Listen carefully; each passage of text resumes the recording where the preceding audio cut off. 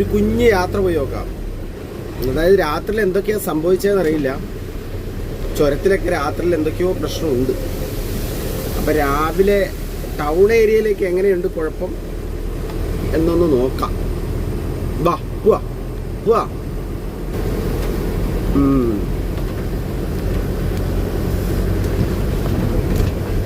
വലിയ കുഴപ്പം കാണുന്നില്ല. റോഡിൽ മരമൊന്നുമില്ല. ഒരു ബസ് വരാനുണ്ട്, അത് പോയോന്നൊരു സംശയം. ഒരു ബസ്സേ. ഓഹോ ഹോ, ചേട്ടാ നമ്മുടെ നേരെയാണല്ലോ വന്നേ.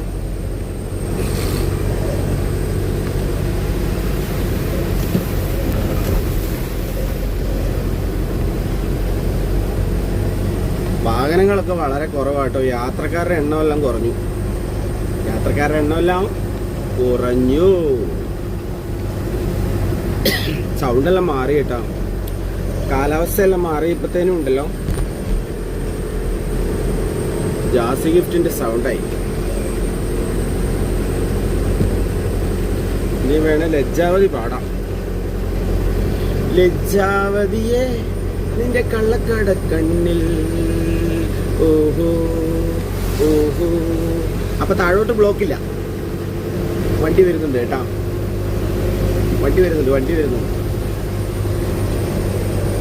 അപ്പൊ എല്ലാരും സേഫായിട്ടിരിക്കുക കേട്ടോ. എല്ലാരും സേഫായിട്ടിരിക്കുക. എന്താ പറയാ, നമുക്ക് ഒരു 10 ദിവസം വല്ല റേഷനറിയൊക്കെ കഴിച്ച് വീട്ടിലിരിക്കുവാണെങ്കിലും നമ്മൾ ഇരിക്കുന്നിടം, പ്രായോഗികമായിട്ട് നമ്മൾ ഇരിക്കുന്നിടം മലയിടിച്ചിലിനോ അല്ലെങ്കിൽ വെള്ളക്കെട്ടിനോ സാധ്യതയുണ്ട് എങ്കിൽ നമ്മൾക്ക് അറിയാവുന്ന രീതി വെച്ച് നമ്മൾ ബിഫോർ കണ്ട കുറേ ന്യൂസുകളെല്ലാം വെച്ചിട്ട് നമ്മൾ ശ്രദ്ധിച്ചിരിക്കുക കേട്ടോ. അവരെ വെച്ചാൽ നമ്മൾ തീരുമാനം എടുക്കുക. നമുക്കൊരു 10 ദിവസം ഒരു വാടക വീട്ടിലേക്ക് മാറിയാലും നമ്മുടെ ജീവിതമാണ് പ്രധാനം. കാരണം ഇന്നൊരു ദിവസം കൊണ്ട് നമുക്ക്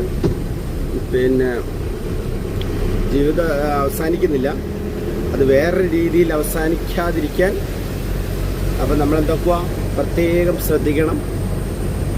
പിന്നെ വേറെന്തൊക്കെയാണ്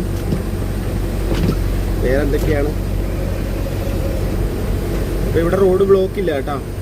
വയനാട് മാനന്തവാടി ചുരത്തിൽ റോഡ് ബ്ലോക്കില്ല. റോഡ് ക്ലിയർ ആണ്. ഇന്നലെ ഞാൻ ഇറങ്ങി വരുന്ന സമയം എൻ്റെ ഷോർട്സിൽ ഉണ്ട്. ഇന്നലെ മണ്ണിടിച്ചിലുണ്ടായിരുന്നു. ഞാൻ വരുമ്പോൾ മണ്ണ് മാറ്റിക്കൊണ്ടിരിക്കുമായിരുന്നു. അപ്പം എല്ലാവരും ഹാപ്പി ആയിട്ടിരിക്കും കേട്ടോ. ഇനി നമുക്ക് നെക്സ്റ്റ് പത്രപാരായണത്തിൽ കാണാം കേട്ടോ. Okay, bye tata, bye see you, by.